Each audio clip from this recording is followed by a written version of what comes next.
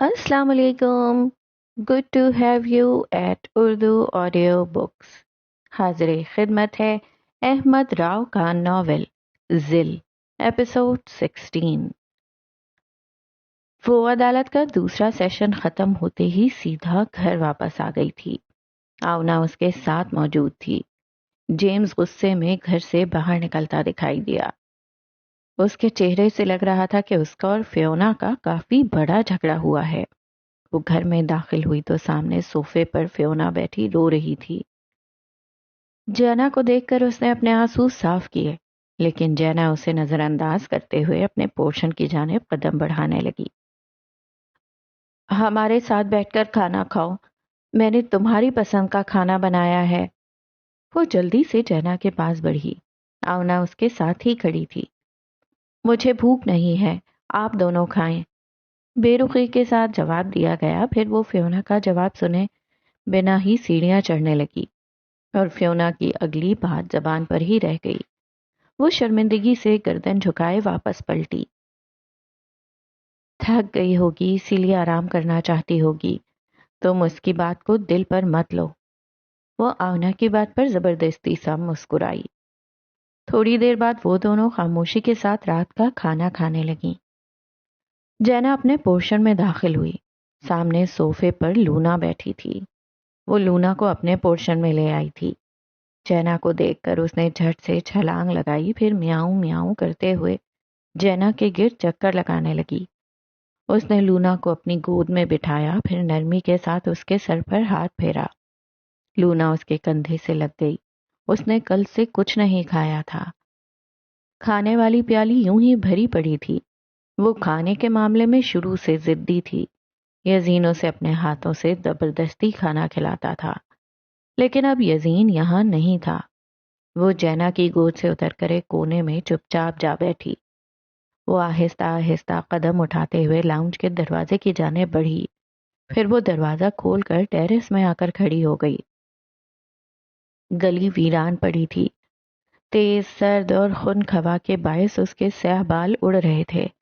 वो बेजारी के साथ ग्रिल से टेक लगाए बैठ गई। फिर सुनसान गली को तकने लगी। वो और यजीन देर रात तक रैकेट्स खेलते थे। वो हमेशा से रैकेट्स में अच्छा था और जैना बस गुजारे लायक रैकेट खेलती थी, मगर वो हमेशा उससे हार जाता था। वो कभी भी खुद को जैना के आगे जीतने नहीं देता था। वो उससे जीत कर खुश होती थी और वो उससे हार कर खुश होता था। तुम हमेशा जानबूझकर मुझसे हारते थे, ये जानते हुए भी मैं हमेशा जीतने के बाद जश्न मनाती थी। आंखें भीग रही थीं। वो गली की जानिब देखकर बड़बड़ा रही थी। लेकिन जानते हो, मैं कभी भी खेल में जीतने पर जश्न नहीं मनाती थी।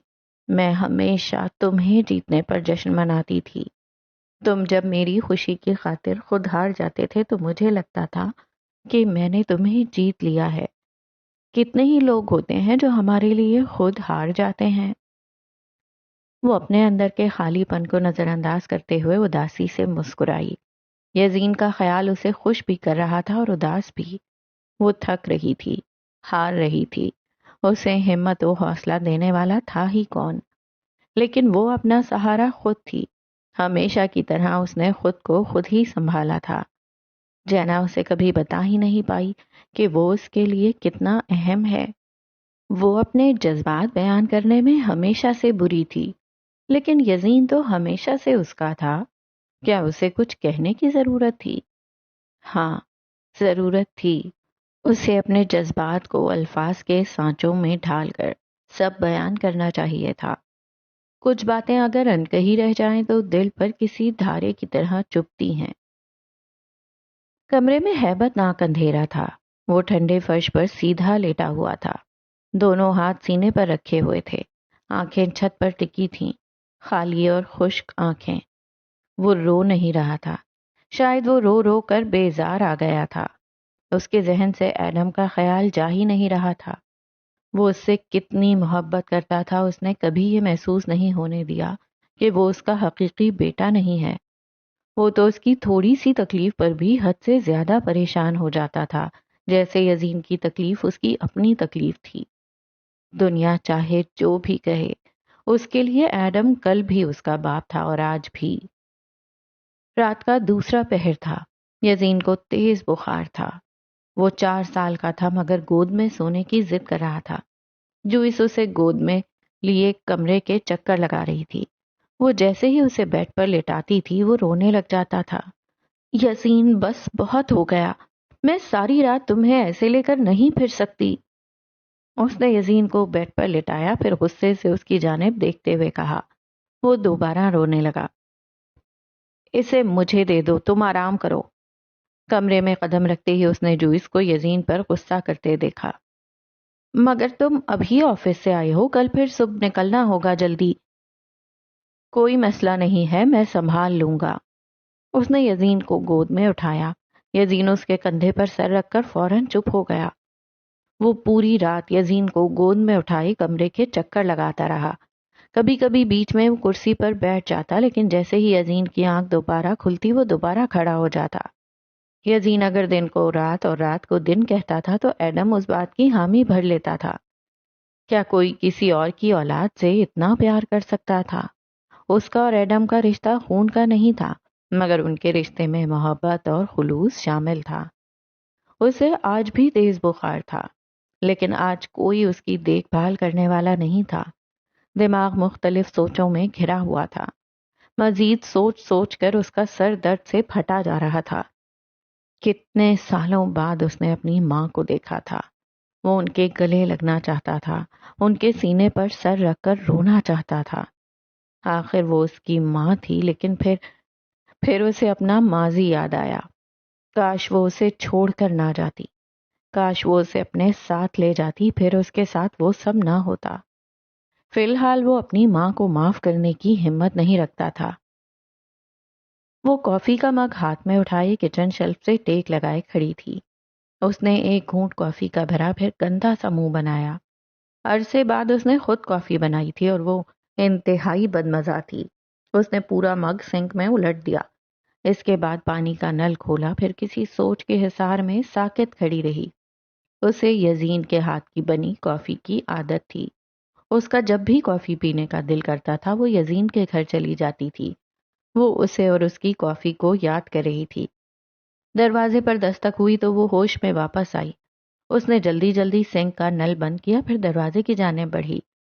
تمام تاثرات چھپاتے ہوئے چہرے پر سرد پن چھا گیا۔ اس نے دروازہ کھولا تو سامنے اونا کھڑی تھی۔ آپ؟ اسے تھوڑی حیرانی ہوئی۔ میں اندر آ سکتی ہوں؟ آپ کو جو بھی کام ہے آپ بتائیں۔ مجھے کیس سے متعلق بات کرنی تھی، شاید میں کچھ مزید مدد کر سکتی ہوں۔ تھوڑی دیر بعد وہ دونوں لاؤنج میں آمنے سامنے بیٹھی تھیں۔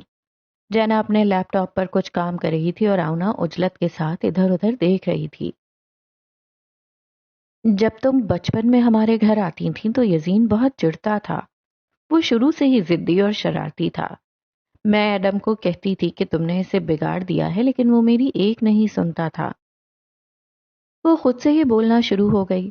جینا اس کی بات سن رہی تھی یا نہیں اسے معلوم نہیں تھا، لیکن آج تم سے ملنے کے بعد دوسرے سیشن میں وہ پہلے کی نسبت قدرے نارمل لگ رہا تھا۔ یقیناً تم دونوں کافی قریب ہو۔ وہ مسکرائی۔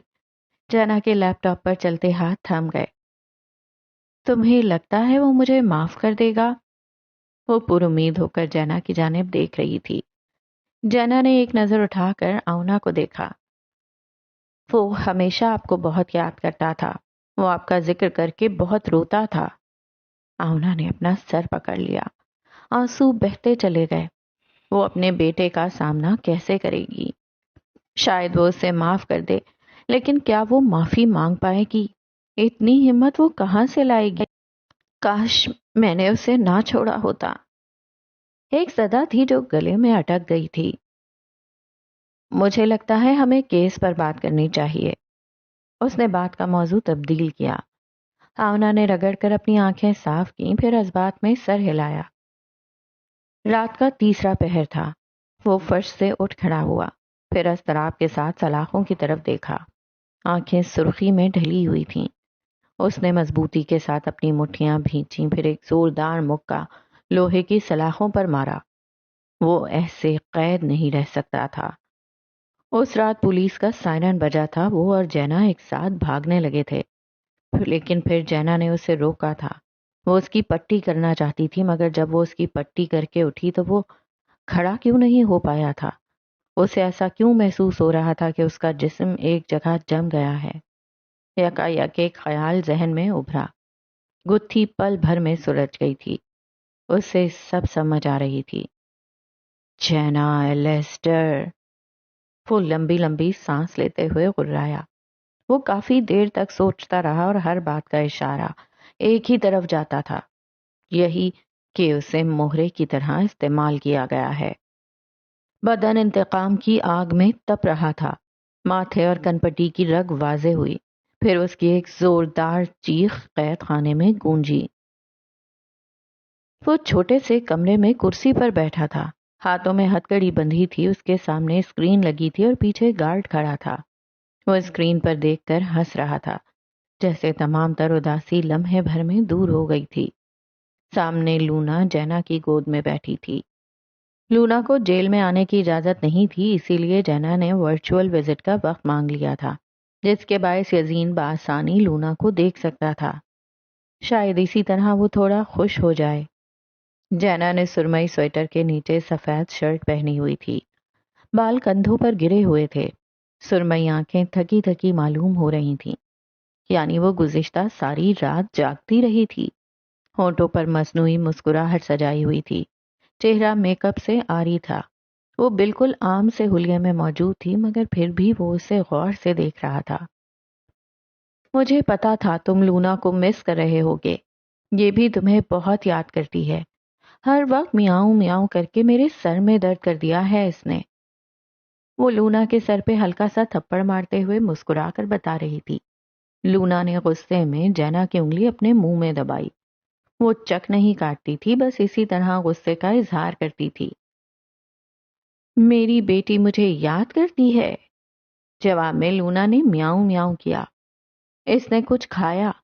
खाने पीने के मामले में ये बहुत तंग करती है, वो जैना से पूछ रहा था।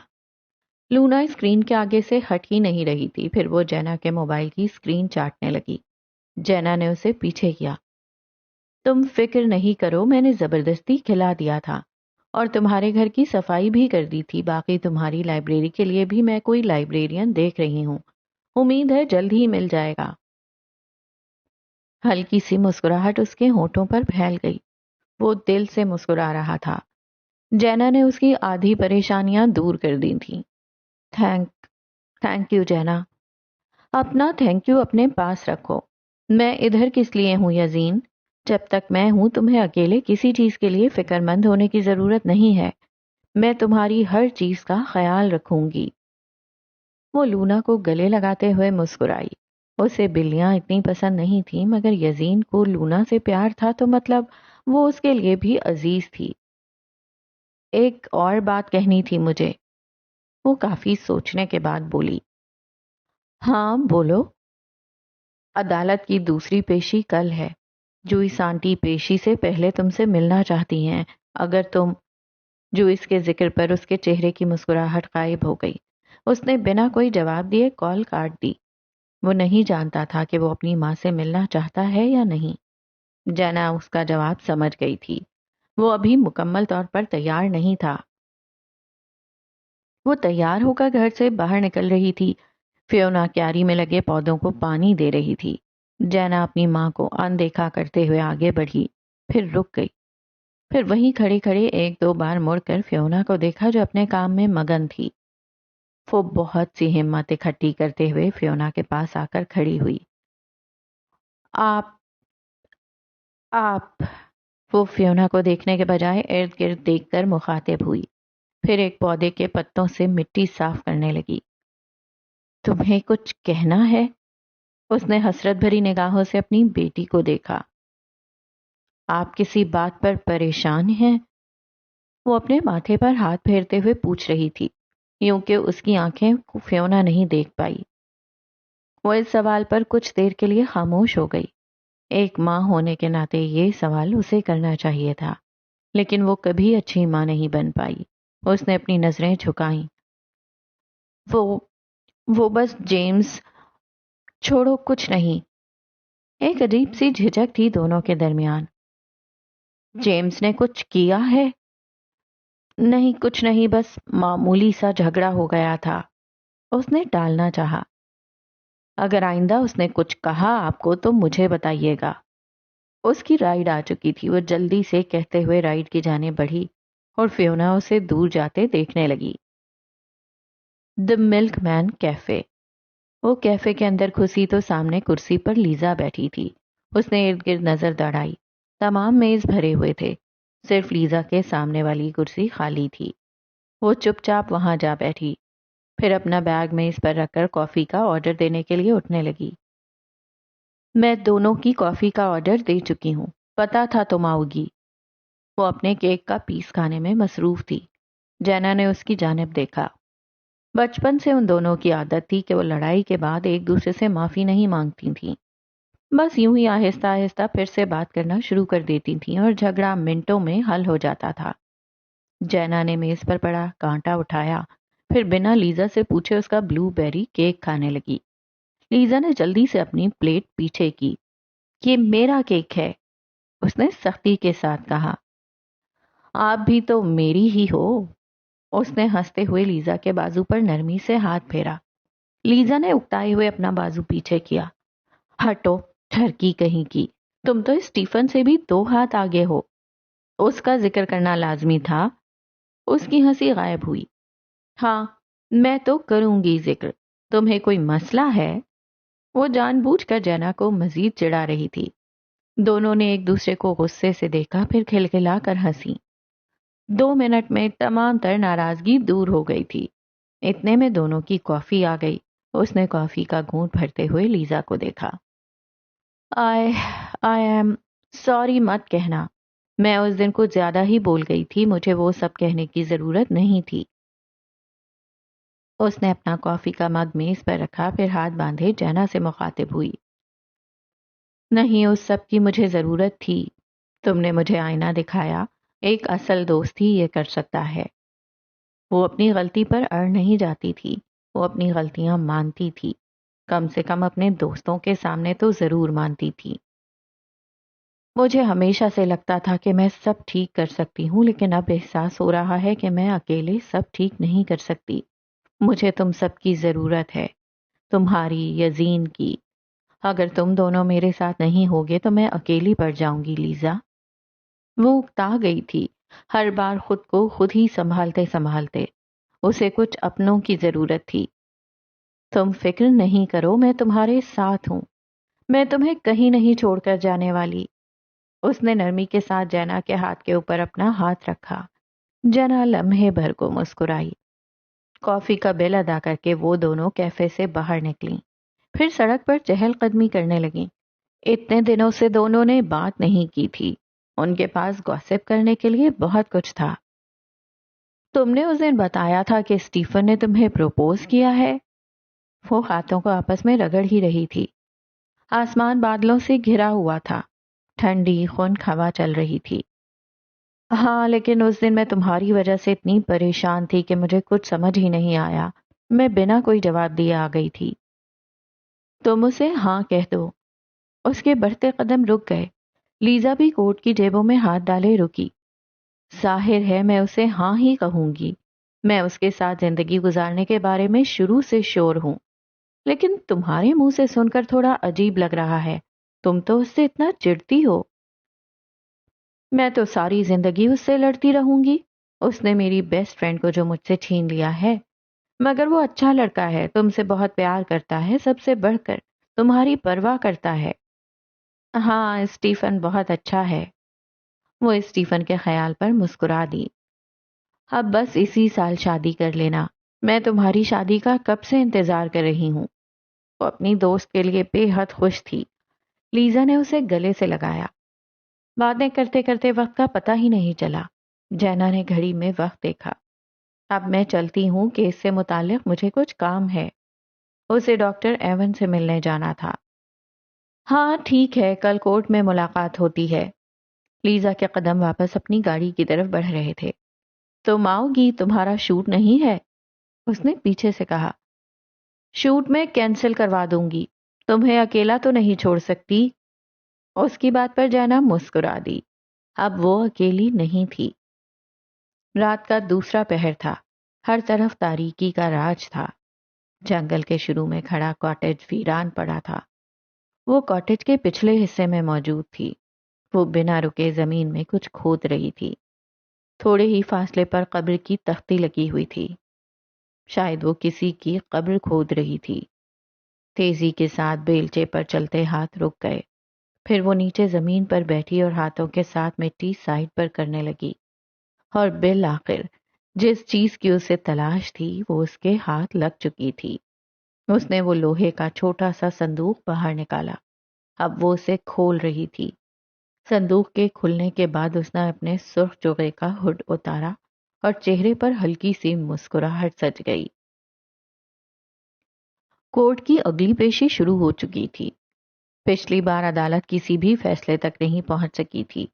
دوسرے بینچ پر لیزا اور آؤنا ایک ساتھ بیٹھی تھیں۔ لیزا ہاتھوں کے اشارے سے بار بار جینا کی حوصلہ افزائی کر رہی تھی۔ یزین ایک طرف بیٹھا تھا، ساتھ ہی 2 پولیس اہلکار کھڑے تھے۔ ہاتھوں میں ہتکڑی بندھی ہوئی تھی۔ دوسری طرف ڈیرن کی پارٹی کے کچھ لوگ بیٹھے تھے اور چارلی کچھ کاغذات پڑھنے میں مصروف تھا۔ وہ سیاہ سوٹ پہنے، بالوں کی پونی بنائے، مناسب سا میک اپ کیے اپنے ڈیسک پر براجمان تھی۔ دائیں ہاتھ میں ایک چھوٹا سا شیشہ تھا جس میں اس کے چہرے کا عکس نمایاں تھا۔ وہ بائیں ہاتھ میں تھامی سرخ لپسٹک اپنے ہونٹوں پر لگا رہی تھی۔ خود کو پرسکون دکھانے کے لیے کر رہی ہے وہ ایسا۔ چارلی کا سیکرٹری اس کے کان میں آہستہ سے بولا، دکھانے دو، پیشی کے بعد اس کی ہوائیاں اڑ جائیں گی۔ جینا کو دیکھ کر طنزیہ مسکراہٹ ہونٹوں پر سج گئی۔ جج صاحب اپنی کرسی پر آ کر بیٹھے تو کارروائی شروع کی گئی۔ یور آنر، میری آج بھی وہی مانگ ہے جو پہلی پیشی میں تھی۔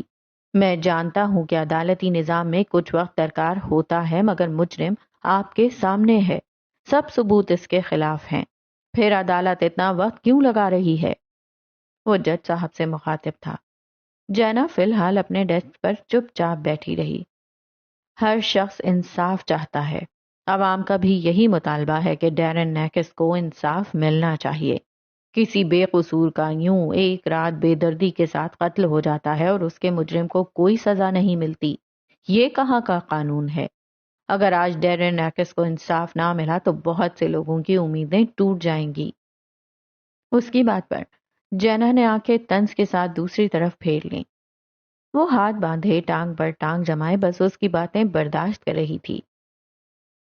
چاہے یہ شخص ڈیرن نیکس کا سگا بیٹا ہے، چاہے انہوں نے کبھی اسے اپنایا نہیں، چاہے بچپن میں اس کے ساتھ جو بھی ظلم و زیادتی ہوئی، اس سے پھر بھی کوئی حق نہیں ہے کہ یہ یوں اپنے باپ کا قتل کرے۔ وہ بار بار اشارہ یزین کی طرف کر رہا تھا۔ یزین خاموش بیٹھا تھا، اس نے کوئی رد عمل نہ دیا۔ تمام تر ثبوت عدالت کو پہلی پیشی پہ فراہم کر دیے گئے تھے۔ نیز یہ پولیس اہلکار کا بیان ہے جس نے یزین ایڈم کو گرفتار کیا تھا۔ اس نے ایک فائل جج صاحب کی جانب بڑھائی۔ جج صاحب کے کلرک نے فائل تھامی، پھر اوپر جج صاحب تک پہنچائی۔ اس کمرے میں کوئی ایسا فنگر پرنٹ، کوئی ایسا نشان یا چیز نہیں ملی جس سے یہ بات ثابت ہو کہ اس کمرے میں ڈیرن نیکس اور یزین ایڈم کے علاوہ کوئی موجود تھا، یعنی قتل اسی شخص نے کیا ہے۔ اس نے یزین کی جانب دوبارہ اشارہ کیا۔ چارلی کافی دیر بولتا گیا اور سب سنتے گئے۔ وہ بیچ میں ایک بار بھی نہیں بولی، بس مطمئن سی ہاتھ باندھے بیٹھی رہی۔ جینا کیا کر رہی ہے؟ وہ کچھ بول کیوں نہیں رہی؟ آؤنا نے فکر مندی کے عالم میں کہا۔ وہ چارلی کو کھل کر بولنے کا موقع دے رہی ہے، اس کے چپ ہونے کے بعد وہ ایک ہی بار بولے گی۔ لیزا کے جواب پر آؤنا کو تھوڑی تسلی ہوئی۔ لگتا ہے آج میری ساتھی وکیل کے پاس کچھ بولنے کو نہیں ہے۔ وہ مسکرا کر جینا کی جانب دیکھ رہا تھا۔ جینا اپنی جگہ سے اٹھ کھڑی ہوئی، پھر چارلی کے سامنے آ کر کھڑی ہوئی۔ آپ بولنے کا موقع دیں گے تو میں بولوں گی۔ چارلی کی چلتی زبان بند ہو گئی، وہ ایک قدم پیچھے ہٹا۔ مائی لارڈ، مسٹر چارلی نے صحیح کہا، تمام تر ثبوت اسی طرف اشارہ کرتے ہیں کہ قتل میرے موکل نے ہی کیا ہے۔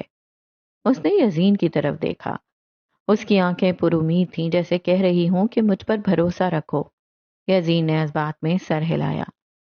لیکن کیا یہ تمام ثبوت جو انہوں نے پیش کیے ہیں یہ ڈیرن نیکس کو بے قصور ثابت کرتے ہیں؟ انہوں نے انصاف کی بات کی تو میرا آپ سے سوال ہے مسٹر چارلی۔ اس نے نظر گھما کر چارلی کو دیکھا جو ہاتھ باندھے کھڑا تھا۔ آپ کس کس کو انصاف دلوائیں گے؟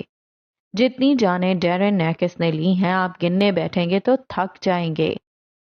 آپ کیس جیتنے کے لیے کسی مرے ہوئے شخص پر الزام نہیں لگا سکتی۔ کیا آپ کو کوئی اور طریقہ نہیں ملا تھا؟ وہ بھڑک کر بولا۔ جینا نے کوئی جواب دیے بنا اپنے ڈیسک کی طرف قدم بڑھائے، پھر ایک فائل کلرک کے ہاتھ میں تھمائی۔ وہ قلعہ جسے ولمورٹ کے نام سے جانا جاتا ہے وہ ڈیرن نیکس کی ذاتی پراپرٹی تھی، وہی ذاتی پراپرٹی جہاں ان کا قتل ہوا اور جہاں سے کئی ایسے لوگ برآمد ہوئے جن کی تلاش پولیس کو ایک عرصے سے تھی۔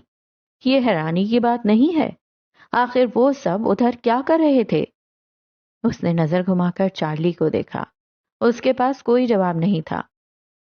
مزید یور آنر، میں آپ سے درخواست کروں گی کہ پولیس اہلکار کا بیان ایک بار دوبارہ پڑھیں۔ جس وقت انہوں نے میرے موکل کو گرفتار کیا، بلیئر نامی شخص نے میرے موکل کو دیکھ کر کہا تھا کہ اسی نے مارا ہے ہمارے باس کو۔ کیا یہ سب محض اتفاق تھا؟ نہیں۔ وہ واپس پھر سے اپنی ڈیسک پر آئی۔ پچھلی نشستوں پر بیٹھے تمام لوگ بغور اس کی بات سن رہے تھے۔ کچھ تو تھا اس کے پاس جو وہ اتنی مطمئن تھی۔ اس نے ایک اور فائل جج صاحب تک پہنچائی۔ جج صاحب فائل پڑھ رہے تھے، وہ ساتھ ساتھ بولنا شروع ہوئی۔ ڈیرن نیکس کبھی بھی بے گناہ نہیں تھا۔ وہ دنیا کے لیے بھلے فرشتہ ہو مگر در حقیقت وہ ایک درندہ تھا، ایک ایسا درندہ جو لوگوں کو صرف اپنے مزے کے لیے بے دردی کے ساتھ ٹارچر کر کے مارتا تھا۔ 12 سال پہلے ریڈ ویلویٹ نامی کیس میں بھی ڈیرن نیکس ہی ملوث تھا، جس کو بے نقاب کرتے کرتے کئی لوگ اپنی جان سے ہاتھ دھو بیٹھے، جن میں سے ایک میرے والد بھی تھے۔ وہ لمحے بھر کو خاموش ہوئی۔ چارلی کی سمجھ میں کچھ نہیں آئی کہ وہ یہ سب کیا بول رہی تھی۔ سب کو اس کی باتیں بس ایک گھڑی گھڑائی کہانی لگنے لگیں۔ ڈیرن نیکس ہمیشہ ایک ہی گھڑی پہنتے تھے۔ دیکھنے میں وہ گھڑی عام سی لگتی ہے مگر اس گھڑی میں ان کے برے کاموں کے راز دفن تھے۔ وہ اپنے تمام وکٹمز کے ریکارڈ اسی گھڑی میں محفوظ کرتے تھے۔ یہ ان لوگوں کے ریکارڈ ہیں جو اتنے سالوں سے غائب ہیں، اور ان میں سے جو واپس ملے بھی تھے ان کی لاش کی حالت دیکھنے لائق بھی نہیں تھی۔ جج صاحب ان تمام ریکارڈز کو غور سے دیکھ رہے تھے۔ مزید میں کورٹ میں وہ گھڑی اور یہ میموری چپ پیش کرنا چاہوں گی تاکہ آپ خود اس سب کی جانچ کریں اور فیصلہ کریں کہ کیا ڈیرن نیکس اتنا ہی بے قصور تھا جتنا دکھایا جا رہا ہے یا نہیں۔ اس نے مسکرا کر چارلی کی طرف دیکھا جس کی ہوائیاں اڑ چکی تھیں۔ سوال یہ بھی بنتا ہے کہ میرے پاس یہ گھڑی اور اتنی ساری معلومات کہاں سے آئیں؟ جب جرنلسٹ ایلیزڈر صاحب کا قتل ہوا میں خاموشی کے ساتھ ریڈ ویلویٹ کیس پر کام کرتی رہی۔ میں ایک عرصہ پہلے ہی ان کی اور ان کے ساتھ کام کرنے والے کرائم رپورٹر ایلس ریبرن کی آخری فون کال سن کر یہ جان چکی تھی کہ ڈیرن نیکس ہی سب کے پیچھے ہے اور اسی نے ان کا قتل کیا ہے، لیکن بنا کسی ٹھوس ثبوت کے میں عدالت میں کچھ ثابت نہیں کر سکتی تھی۔ عدالت میں گہرا سناٹا چھا گیا۔ ڈیرن کی پارٹی کے لوگوں کو سکتہ طاری ہو گیا تھا۔ یزین اسے دیکھ کر مسکرایا۔ آخر کار اس نے اپنے باپ کے قاتل کو بے نقاب کر ہی دیا۔ وہ جینا کے لیے خوش تھا۔ لیزا بھی فخریہ مسکرائی۔ 12 سال جس دلدل میں اس کی دوست پھنسی رہی وہ اس سے باہر آ رہی تھی، اور پھر میری اس کیس کے ذریعے ڈیرن نیکس کی بیوی سے ملاقات ہوئی جو کہ خود ان کے ظلم و ستم کا شکار رہی ہیں۔ 12 سال پہلے جب انہوں نے جرنلسٹ ایلیزڈر کو ڈیرن کی حقیقت بتائی تو ڈیرن نے بے رحمی سے ان کا قتل کر دیا اور ان کا قتل کرتے ہوئے کی ویڈیو بنائی اور زبردستی آونا کو دکھائی۔ وہ اکثر ہی اپنے وکٹمز کی ویڈیوز انہیں زبردستی دکھایا کرتے تھے۔ اس نے آونا کی طرف دیکھا جسے کٹہرے میں اس سب کی گواہی کے لیے بلایا گیا تھا۔ آونا نے کٹہرے میں کھڑے ہو کر ان سب باتوں کی تصدیق کی۔ وہ ڈیرن کے خلاف گواہی دے چکی تھی۔ یزین چھپ چھپ کر اپنی ماں کو دیکھ رہا تھا۔ کیا وہ واقعی یہ سب اس کے لیے کر رہی تھیں یا بس اپنے گناہوں کا بوجھ ہلکا کر رہی تھیں؟ میں عدالت سے یہ مطالبہ کرتی ہوں کہ جو عوام ڈیرن نیکس کو بے قصور مانتی ہے ان کے سامنے ڈیرن نیکس کا اصل چہرہ بے نقاب کیا جائے۔ میں جینا ایلیسٹر اپنے باپ ایلیسٹر کے لیے انصاف کا مطالبہ کرتی ہوں، اور مجھ جیسے بہت سارے بچے جنہوں نے اپنے باپ کھوئے، وہ والدین جنہوں نے اپنی نوجوان اولاد کی آدھی ادھڑی لاشیں دیکھیں، وہ لڑکیاں جن کو جنسی زیادتی کے بعد بے رحمی کے ساتھ قتل کیا گیا، ان سب کے لیے انصاف چاہتی ہوں۔ اب بتائیں مسٹر چارلی، آپ کس کس کو انصاف دلوائیں گے؟ چارلی کے چہرے کا رنگ سفید پڑ چکا تھا، اس کے پاس کوئی جواب نہیں تھا۔ جج صاحب نے کچھ دیر ان سب کاغذات پر غور کیا، وہ خاموشی کے ساتھ اپنی جگہ پر بیٹھ گئی، پھر مڑ کر آونا کو دیکھا۔ دونوں کی مسکراہٹ گہری ہوئی۔ مجھے لگتا ہے ہمیں کیس پر بات کرنی چاہیے۔ اس نے بات کا موضوع تبدیل کیا۔ آونا نے رگڑ کر اپنی آنکھیں صاف کی، پھر اذبات میں سر ہلایا۔ آپ نے سب کچھ ویڈیوز کی بات کی تھی، لیکن مجھے نہیں معلوم کہ وہ ویڈیوز کدھر ہیں۔ شاید میں جانتی ہوں۔ اتنا کہہ کر وہ اٹھ کھڑی ہوئی، پھر اپنے کمرے کی طرف قدم بڑھانے لگی۔ تھوڑی دیر بعد وہ واپس آئی تو ہاتھ میں ایک گھڑی تھی۔ اس نے گھڑی میز پر رکھی۔ آونا گھڑی دیکھتے ہی پہچان گئی تھی۔ اور شاید میں اس کا پاس ورڈ جانتی ہوں۔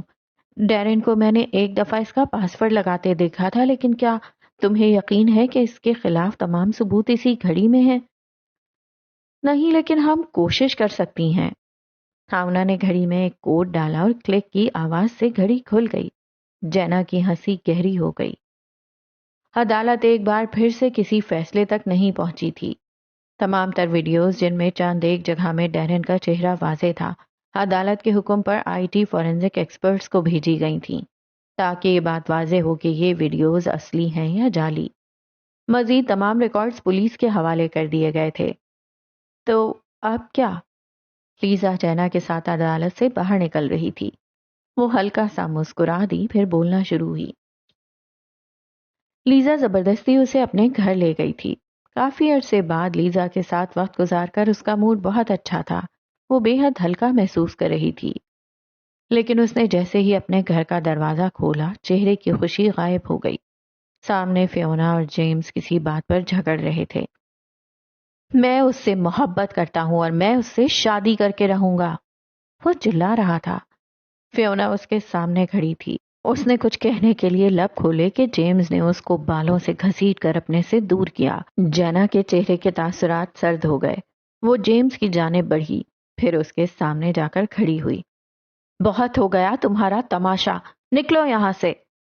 غصے کے ساتھ اسے گھورتے ہوئے وہ داخلی دروازے کی طرف اشارہ کر رہی تھی۔ فیونا نے جینا کے کندھے پر ہاتھ رکھ کر اسے روکنا چاہا۔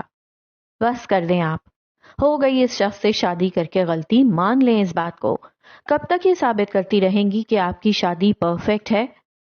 12 سال کے عرصے میں نہ جانے کتنی جگہ منہ ماری کر چکا ہے یہ گھٹیا انسان۔ وہ غصے سے غرائی۔ اے لڑکی، آواز نیچے۔ میرے ہی گھر میں کھڑے ہو کر مجھ پر ہی چلانے کی ہمت بھی کیسے ہوئی؟ وہ اس سے بھی زیادہ زور سے چلائی۔ چلانے کی وجہ سے اس کا چہرہ سرخ پڑ گیا، ماتھے کی رگ دکھائی دینے لگی۔ پچھلی بار تو تم بچ گئے تھے، اس بار نہیں بچنے والے، نکلو میرے گھر سے۔ وہ چٹکی بجاتے ہوئے بار بار دروازے کی طرف اشارہ کر رہی تھی۔ جیمز کے اندر تک آگ لگ گئی۔ میں اپنی بیوی کے گھر پر رہتا ہوں، اس گھر میں اس کا بھی حصہ ہے۔ اس نے فیونا کو کھینچ کر اپنے قریب کیا۔ وہ بس روئے جا رہی تھی، جس کی وجہ سے جینا کو مزید غصہ چڑھ گیا۔ یہ گھر میرے بابا نے میرے نام کیا تھا، تو حصے کی بات تو کرنا ہی مت۔ اس نے جیمز کو آخری وارننگ دی۔ جیمز نے غصے سے اپنے دانت بھینچے۔ آپ رہنا چاہتی ہیں اس شخص کے ساتھ؟ اس نے فیونا سے سوال کیا۔ فیونا چپ کھڑی رہی۔ بہت سادہ سا سوال ہے، جلدی بتائیں، ورنہ آپ بھی اس کے ساتھ جا سکتی ہیں، کیونکہ اس شخص کو میں مزید برداشت نہیں کرنے والی۔ اس نے فیونا سے آخری بار پوچھا۔ فیونا نے ایک نظر اٹھا کر جیمز کو دیکھا، جو خونخوار نظروں سے اسے دیکھ رہا تھا۔ ایک پل کو سوچنے کے بعد فیونا جینا کے ساتھ آ کھڑی ہوئی۔ وہ ایک بار پھر سے اپنی بیٹی کو نہیں کھو سکتی تھی۔ جیمز کی آنکھیں شوق کے مارے کھلی کی کھلی رہ گئیں۔ ہو گیا فیصلہ، اب نکلو ادھر سے، ڈیورس کا نوٹس تمہیں کورٹ کی طرف سے مل جائے گا۔ فیونا میری بات سنو، لہجہ نرم ہو گیا تھا۔ کہا نہ ادھر سے نکلو، بات سمجھ نہیں آئی؟ بہت برداشت کر لیا میں نے تمہیں، اب ادھر سے چلتے بنو، ورنہ پولیس کو بلا کر ایسے ایسے کیس ڈالوں گی تم پہ کہ ساری زندگی جیل میں سڑتے رہو گے۔ وہ کچھ دیر فیونا اور جینا کو غصے سے گھورنے کے بعد داخلی دروازے کی جانب بڑھا۔ زوردار آواز کے ساتھ دروازہ بند ہوا۔ جیمز وہاں سے جا چکا تھا۔ اس کے جاتے ہی فیونا جینا کے گلے لگ کر رونے لگی، جبکہ جینا کے بازو سیدھے تھے۔ کیا اسے بھی اپنی ماں کو گلے سے لگانا چاہیے؟ اس کی آنکھ سے ایک آنسو بھی نہ بہا۔ وہ بس خاموش کھڑی خالی آنکھوں کے ساتھ اپنی ماں کو دیکھ رہی تھی۔ رات کے وقت وکٹوریا اسٹریٹ روشنیوں میں نہائی ہوئی تھی۔ لوگ سڑک کنارے چہل قدمی کر رہے تھے۔ لیزا اور اسٹیفن بھی وہیں موجود تھے۔ تم نے اس دن مجھ سے کوئی سوال کیا تھا؟ لیزا نے اس کی باہوں میں اپنی باہیں ڈالیں، سر اس کے کندھے سے ٹکایا۔ میں نے؟ نہیں، میں نے تو کوئی سوال نہیں کیا تھا۔ وہ منہ پھلائے لیزا کو تھامے چل رہا تھا۔ یہ نخرے دکھانے کی ضرورت نہیں ہے۔ میرے ساتھ زندگی گزارنی ہے تو میرے تمام نخرے اٹھانے ہوں گے۔ میں نخرے نہیں کر رہا۔ تم اس دن بنا کچھ بولے بھاگ گئی تھی، کچھ تو جواب دیتی۔ بولتے بولتے اس کے قدم تھم گئے۔ پھر اس نے لیزا کی بات پر غور کیا، پھر وہ کھل کر مسکرایا۔ یعنی تمہارا جواب ہاں ہے؟ لیزا نے اس بات میں سر ہلایا۔ وہ لیزا سے الگ ہوا، پھر گھٹنوں کے بھل نیچے سڑک پر بیٹھا اور لیزا کا ہاتھ اپنے ہاتھ میں تھاما۔ لیزا دوسرا ہاتھ اپنے منہ پر رکھے اپنی ہنسی دبا رہی تھی۔ Finally we are getting married, وہ خوشی سے چلایا۔ ارد گرد گزرتے لوگ رک گئے۔ وہ دونوں مسکرا کر ایک دوسرے کو دیکھ رہے تھے اور آس پاس موجود لوگ تالیاں بجا رہے تھے۔ اسٹیفن نے اٹھ کر لیزا کو اپنی باہوں میں سمیٹ لیا۔ لیزا کے رخسار گلابی پڑ گئے۔ ان کی زندگی کے نئے سفر کی شروعات ہو رہی تھی۔ وہ دونوں خوش تھے۔ جب تمام تر رپورٹس کے بعد یہ بات ثابت ہوگی کہ ڈیرن کے خلاف پیش کیے جانے والے تمام شواہد اصل ہیں تو انہیں پبلش کر دیا جائے گا اور اس کیس پر الگ سے تفتیش ہوگی۔ جیسا اس نے سوچا تھا ویسا ہی ہوا۔ ایک ہفتے بعد یہ بات کھل کر سامنے آ گئی تھی کہ ڈیرن ایکس کے خلاف پیش کیے جانے والے تمام کاغذات اور ویڈیوز اصلی ہیں، جس کے بعد تمام ویڈیوز اور کاغذات کی ایک فائل بنا کر انہیں پبلک کر دیا گیا تھا۔ اب سوشل میڈیا پر ہر جگہ اسی فائل کا چرچا تھا۔ اسی وقت انویسٹیگیشن بیورو ڈیرن ایکس کے بارے میں تفتیش کر رہا تھا۔ بھلے وہ کیس 12 سال پرانا تھا یا ڈیرن مر چکا تھا، مگر عوام کے سامنے سچ لانا اور کیس کو مکمل طور پر حل کرنا ان کا فرض تھا۔ اور پھر یہ لوگ جو ڈیرن کے حق میں بول رہے ہیں یہ اس کے خلاف ہو جائیں گے، یہاں تک کہ اپنا سیاسی فائدہ دیکھتے ہوئے اس کی اپنی پارٹی بھی خود بخود اس کیس سے پیچھے ہٹ جائے گی۔ وہ ان لوگوں کو دیکھ رہی تھی آج جن کے ہاتھ میں ڈیرن کے حق کے بورڈز تھے، مگر کل کو ان کی زبان پر اس کے خلاف چرچے ہوں گے۔ شہر میں ہر طرف افراتفری مچ گئی تھی۔ جو لوگ ڈیرن کے ساتھ تھے وہ یہ سب جاننے کے بعد اس کے شدید خلاف ہو گئے تھے۔ ڈیرن کی سیاسی پارٹی نے بھی گہرے دکھ کا اظہار کیا تھا اور کیس سے پیچھے ہٹنے کا حکم جاری کر دیا تھا، جیسا کہ جینا نے پلان کیا تھا۔ اب یزین کا کیس اسٹیٹ کے ہاتھوں میں تھا۔ وہ آج خود کو بے حد ہلکا محسوس کر رہی تھی۔ ایک بہت بڑا بوجھ اس کے دل سے اتر گیا تھا۔ جو کام اس کے باپ نے ادھورا چھوڑا تھا وہ آخر کار اسے پورا کر چکی تھی۔ اس کی آنکھیں آپ دیدہ تھیں۔ ایلیسٹر کی موت ضائع نہیں گئی تھی۔ اب وہ اپنی آنکھیں بند کرتی تھی تو ایلیسٹر روتا دکھائی نہیں دیتا تھا۔ وہ اسے دیکھ کر مسکراتا تھا، جیسے اسے اپنی بیٹی پر فخر تھا۔ سب اپنی جگہ واپس آ گیا تھا۔ ہر چیز آہستہ آہستہ صحیح ہو رہی تھی۔ لیکن یزین کی زندگی آج بھی وہیں اٹکی ہوئی تھی۔ یزین کا کیا ہوگا؟ اس کے بعد مجھے بس عدالت کے دل میں یہ شک ڈالنا ہے کہ جس وقت قتل کیا گیا یزین اس وقت موجود ہی نہیں تھا۔ مجھے عدالت میں DID ثابت کرنا ہے۔ ثابت نہ بھی کروں، شک بھی عدالت کے دل میں آ گیا تو کافی ہے۔ کیونکہ عدالت جب تک 100% شور نہ ہو وہ کسی کو سزا نہیں دیتی۔ اس نے سکھ کی سانس لی۔ چیزیں بالکل ویسے ہی ہوئی تھیں جیسا اس نے گمان کیا تھا۔ کمرہ عدالت میں سکوت چھایا ہوا تھا۔ پیچھے والے بینچ خالی تھے۔ ڈیرن کی پارٹی سے کوئی نہیں آیا تھا۔ جینا نے آؤنا اور لیزا کو بھی آنے سے منع کر دیا تھا۔ صرف ڈاکٹر ایون پچھلی نشست پر بیٹھے نظر آ رہے تھے۔ یزین کٹہرے کے پچھلے والے بینچ پر بیٹھا تھا۔ ساتھ ہی پولیس اہلکار بیٹھے تھے۔ سرکاری وکیل کیس کے بارے میں بات کر چکا تھا۔ ان کا مطالبہ ایک ہی تھا کہ یزین کو سزا دی جائے۔ یور آنر، یہ شخص ڈیرن نیکس کی اولاد ہے۔ اپنے مزے کے لیے قتل و غارت کرنا اسے وراثت میں ملا ہے۔ ڈیرن نیکس کو اسی طرح بے دردی سے مارا گیا تھا جس طرح وہ لوگوں کو مارتے تھے، اور قتل کرنے والا کوئی اور نہیں، یزین آدم تھا۔ اس نے یزین کی طرف اشارہ کیا جو خاموش بیٹھا سب سن رہا تھا۔ ہم اگر آج اسے سزا دیے بنا جانے دیتے ہیں تو اس بات کا کیا ثبوت ہے کہ کل کو یہ مزید لوگوں کو قتل نہیں کرے گا؟ اسی لیے میری عدالت سے یہی درخواست ہے کہ یزین ایڈم کو تا عمر قید کی سزا دی جائے۔ وہ اپنی بات مکمل کر کے پیچھے ہٹا۔ مائی لارڈ، میرے ساتھی وکیل کی بات بالکل درست ہے، لیکن جس وقت ڈیرن نیکس کا قتل ہوا اس وقت میرے موکل اپنے ہوش و حواس میں نہیں تھے۔ ان کا اپنے بدن پر کوئی قابو نہیں تھا، کوئی اور شخص ان پر حاوی تھا۔ وہ 2 قدم آگے بڑھی، پھر اپنی بات کا آغاز کیا۔ تو آپ کہنا چاہتی ہیں کہ ان پر کسی نے جادو کیا تھا؟ کیسا مذاق ہے یہ؟ وہ آگے آیا اور جینا کی بات کاٹی۔ نہیں، میرے موکل کو ڈسوسیٹیو آئیڈینٹی ڈس آرڈر ہے، ایک ایسا ڈس آرڈر جس میں ایک ہی شخص کے اندر 2 یا زائد شخصیات موجود ہوتی ہیں۔ قتل یزین ایڈم نے نہیں، ان کی دوسری شخصیت زیان نے کیا ہے۔ پولیس کے بیان کے مطابق بھی جب انہوں نے میرے موکل کو گرفتار کیا تو وہاں ایک شخص یزین کو زیان کہہ کر پکار رہا تھا۔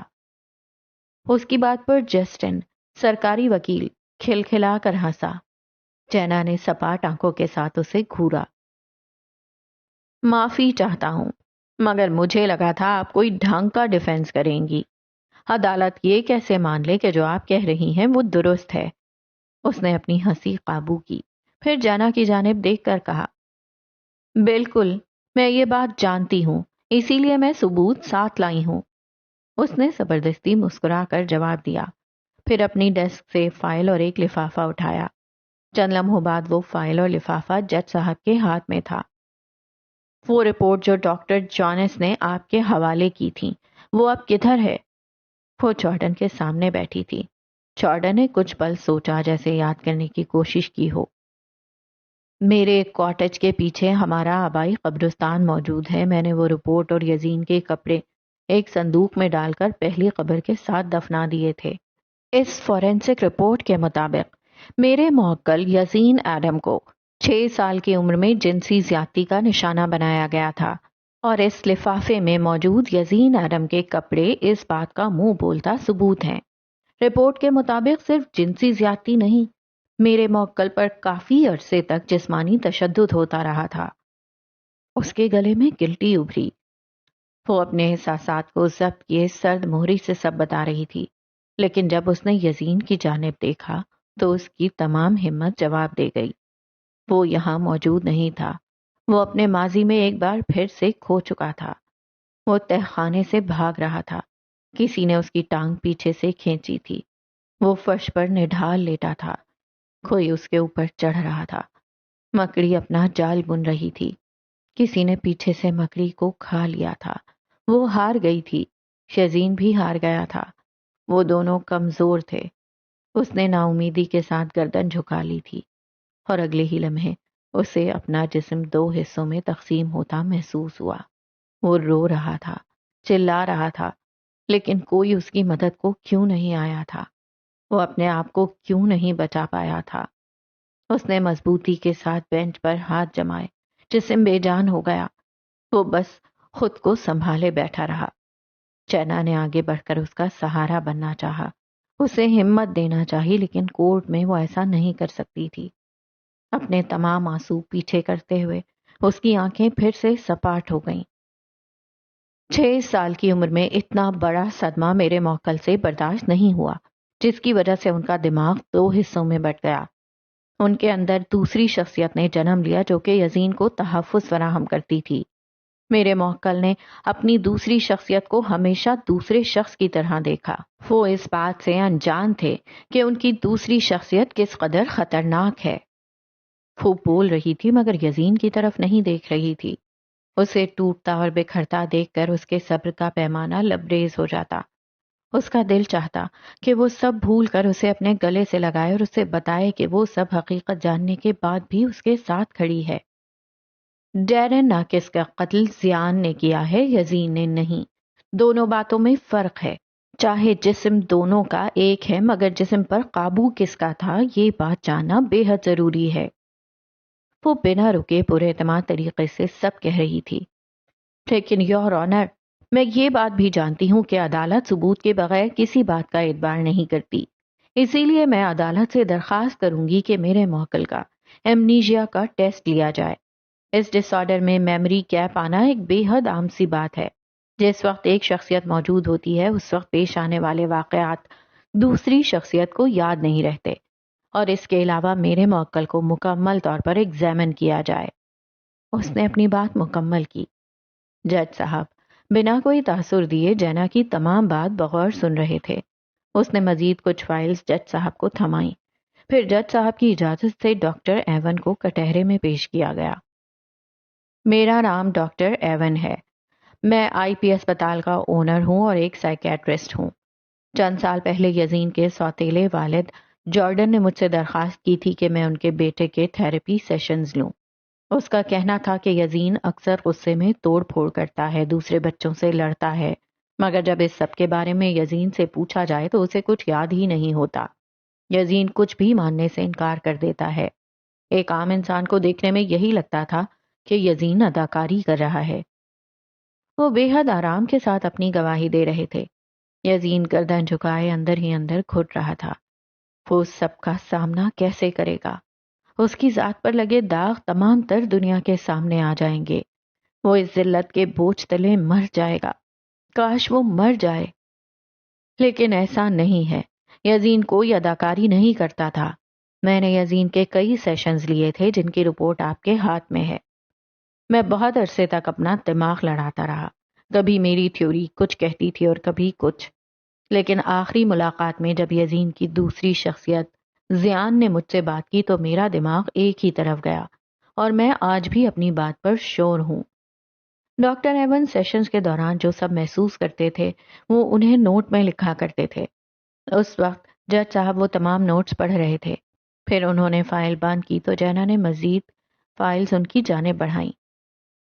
صرف ڈاکٹر ایون کے نوٹس نہیں بلکہ یزین کے school report cards, boarding school کے ریمارک سے بھی یہ بات ثابت ہوتی ہے کہ یہ ایک پیٹرن ہے جو بچپن سے فالو ہوتا آ رہا ہے، اور میرے موکل کوئی اداکاری نہیں کر رہے۔ یزین ہو یا زیان، چاہے قتل کسی نے بھی کیا ہو مگر جسم دونوں کا یکساں ہے۔ یہ شخص معاشرے کے لیے پھر بھی ایک خطرہ ہے۔ یہ ایک درندہ ہے جسے کھلے عام نہیں چھوڑا جا سکتا۔ اسی لیے میں عدالت سے اپیل کروں گا کہ اس شخص کو سزا دی جائے۔ وہ کافی دیر بعد بولا تھا۔ جینا نے غصے سے اس کی جانب دیکھا، اور یزین کے دماغ میں ایک ہی لفظ گردش کر رہا تھا، درندہ۔ کیا وہ واقعی درندہ تھا؟ کیا وہ باقی لوگوں کے لیے خطرہ تھا؟ اسے اپنا سایہ ایک بار پھر سے بڑا ہوتا محسوس ہوا۔ سایہ بڑا ہو کر ایک بھیڑیے کی شکل اختیار کر گیا تھا۔ وہ واقعی درندہ تھا۔ یور آنر، جہاں علاج ضروری ہو وہاں سزا مناسب نہیں ہوتی۔ میری عدالت سے آخری اپیل ہے کہ میرے موکل کو سزا کی نہیں علاج کی ضرورت ہے۔ یزین ایڈم کو اس گناہ کی سزا نہیں مل سکتی جو انہوں نے کیا ہی نہیں۔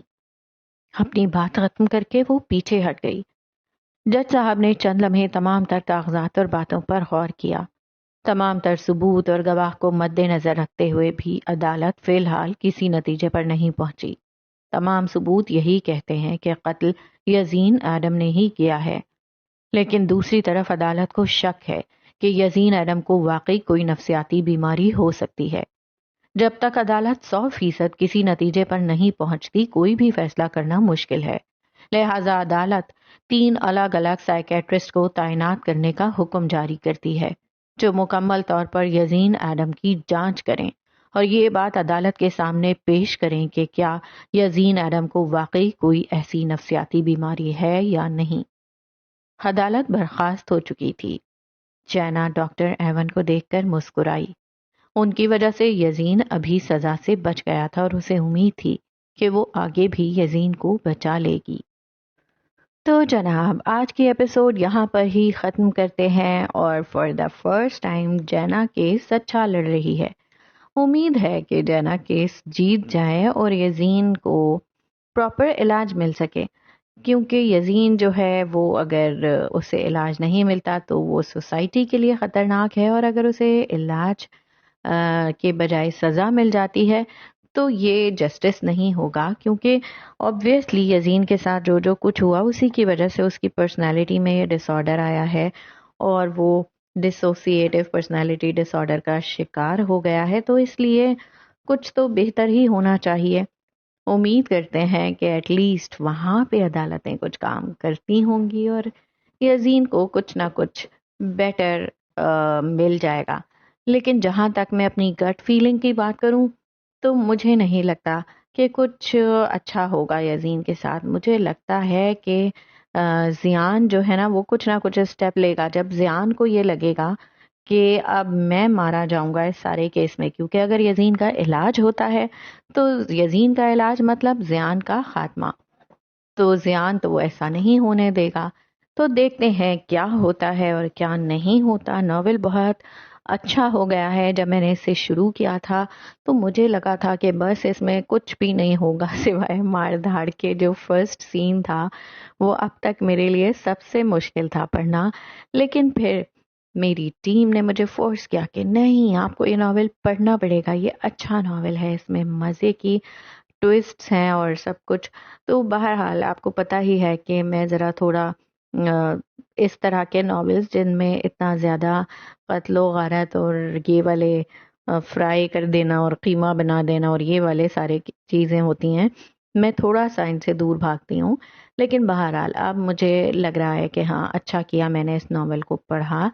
دس is a different type of novel, but اس میں سسپینس ہے، اس میں ایک سٹوری ہے، اس میں بہت کچھ ہے، اینڈ احمد راؤ نے اسے بہت اچھا لکھا ہے۔ چلیں جی چلتے ہیں نیکسٹ ایپیسوڈ کی طرف اور ملتے ہیں کل انشاءاللہ۔ اللہ حافظ۔